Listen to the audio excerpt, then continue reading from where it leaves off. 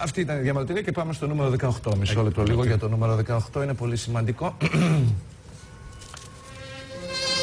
Και τώρα, κυρίες και κύριοι, ένα απόσπασμα από τη νέα ποιητική συλλογή του Αντώνη Σαμαρά, το ταξίδι της ελπίδας. Σε αυτό το ταξίδι αξιοπρέπειας, ήθους, δημοκρατίας και κοινωνικής προσφοράς, ο δρόμος άνοιξε.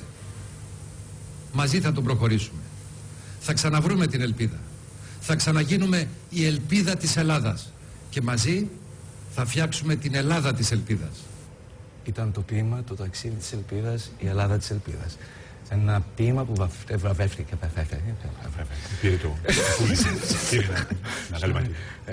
Ένα ποίημα που βραβεύτηκε με το βραβείο Πούλιτζερ σε μια σεμινή τελετή που έγινε την Κυριακή 4 Οκτωβρίου. Αν θυμάστε, όταν πήραν τον Μπούλο, εννοούμε το αγαλματίδιο, αυτό από το βραβείο Πούλιτζερ. 10 πόντους ύψος. Και ο Σαμαράς και οι υπόλοιποι της Νέας Δημοκρατίας. Ένα κουλτουριάρικο χειροκρότημα για το ποίημα.